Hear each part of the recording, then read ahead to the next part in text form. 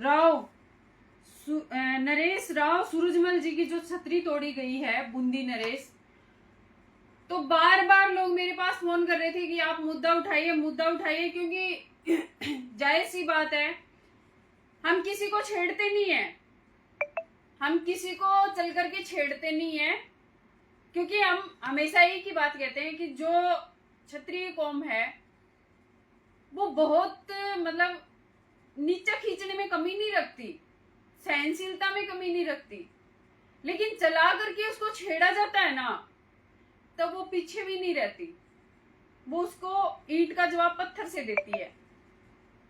अभी हमारी जो धरोहर है, पुरानी धरोहरें जो हैं, जो हमारे पूर्वजों ने अपने खून पसीने से सींच करके वो धरोहर हमें आज संभलाई है, जो 500 साल बीतने के बाद उनका इतिहास आज तक एक स्तंभ के रूप में खड़ा है, जो सब लोग देखते हैं कि ये हमारे उस पूर्वज की छतरी है, ये हमारे उस पूर्वज का गढ़ है, ये हमारे उस पूर्वज का महल है।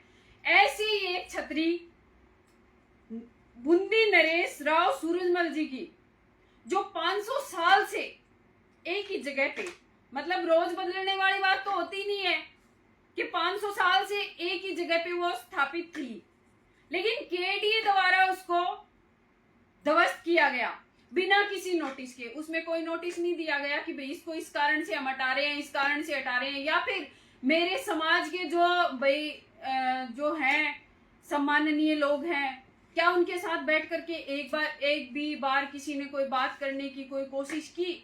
मेरे ख्याल से तो नहीं की, क्योंकि अगर बात होती तो थोड़ा बहुत संज्ञान हमें भी होता। इस बारे में किसी से कोई भी बात नहीं की गई और इस छतरी को तोड़ा गया, ध्वस्त कर दिया गया बिना किसी जानकारी के, बिना किसी नोटिस के। तो क्या इसमें सरकार है या प्रशासन है, किसकी मिलीभगत है? क्योंकि बिना सरकार की मंजूरी के तो प्रशासन भी नहीं करेगा, और प्रशासन की मंजूरी नहीं होगी तो केडीए वाले भी नहीं तोड़ेंगे। तो ये कहीं ना कहीं सौहार्द को बिगाड़ने का काम किया जा रहा है, क्योंकि जहां भी देखो आज राजपूतों के बारे में ही गलत चल रहा है। कहीं भी कोई भी कांड होता है राजपूतों के ऊपर ही होता है, क्षत्रियों को ही दबाने का काम करते हैं। क्यों भाई, क्या खा लिया हमने तुम्हारा? कुछ लिया है क्या? अभी उस छतरी का मैटर चल रहा है, उस छतरी को हटाएंगे, एयरपोर्ट बनाएंगे, ये बनाएंगे, वो बनाएंगे, मुझे नहीं पता आप लोग क्या बनाओगे क्या नहीं बनाओगे, लेकिन ये जो बूंदी नरेश राव सूरजमल जी है ना, वहां पे कुछ भी बने, चाहे एयरपोर्ट बने, चाहे पे वही छतरी दोबारा स्थापना वहीं पे हो, हम ये चाहेंगे कि नाम बूंदी नरेश राव सूरजमल जी आडा का ही होना चाहिए, चाहे वहां पे कुछ भी बनाओ आप, हम नाम नहीं हटने देंगे, और हमारी जो धरोहरें हैं ना उनको छेड़ने भी नहीं देंगे।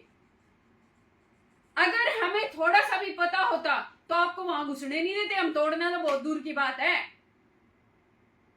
अभी मेरे समाज के भाई बहन, काको साहब, बाबू साहब जो भी फैसला लेंगे, राष्ट्रीय राजपूत करनी सेना आपके साथ है। कहीं भी हमारी जरूरत पड़ेगी और कहीं भी हमें आना पड़ेगा तो हम आएंगे। और मैं भी अभी फिलहाल हरियाणा की साइड आई हुई हूं, लेकिन अगर वहां पे जरूरत पड़ी तो घंटे 4 का ही खेल है, मैं वहां पहुंच जाऊंगी। तो मेरी ये प्रशासन शासन से हाथ जोड़ के विनती रहेगी कि हमारी छतरियों को नुकसान ना पहुंचाए, और जो स्थान था वही स्थान हमें दोबारा दिया जाए, पुनर्निर्माण करवाया जाए उस छतरी का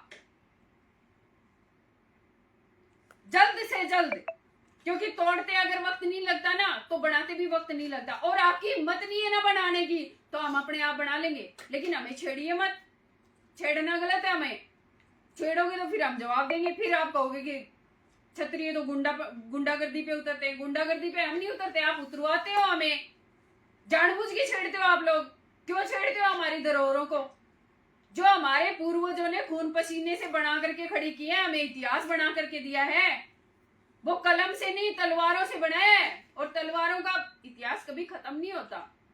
इसलिए मैं दोबारा फिर यही कहूंगी कि प्रशासन शासन आपसे हाथ जोड़ के विनती रहेगी कि हमारी जो छतरी वहां से आपने बूंदी नरेश राव सूरजमल जी की जो छतरी आपने हटाई है वो वहीं पे दोबारा स्थापना हो, और स्थापना जब हो तो वो भव्य तरीके से हो, सभी छत्रियों का और सरल समाज के भाइयों का वहां पर स्वागत हो। यही मेरी इच्छा है और यही शायद समाज की भी इच्छा रहेगी। तो अगर मेरी जरूरत वहां पड़ती है तो मैं वहां पहुंचूंगी, 4 घंटे के अंदर ही पहुंच जाऊंगी, ज्यादा टाइम नहीं लगेगा। इसलिए एक बात और कहूंगी प्रशासन से कि वहां पे करनी सैनिक बैठे हुए हैं, आप छेड़ने की कोशिश मत करना, फिर मुझे मत करना कि आपकी करनी सेना ऐसे करती है, आपकी करनी सेना ऐसे करती है, क्योंकि जो वो मांगे लेके बैठे हैं ना वो जायज मांगे है, नाजायज नहीं है, इसलिए उनको छेड़ने का काम भी मत करना, नहीं तो फिर दिक्कत हो जाती है। थोड़े कहे को ज्यादा समझिए। जय माता जी की, जय मां करनी।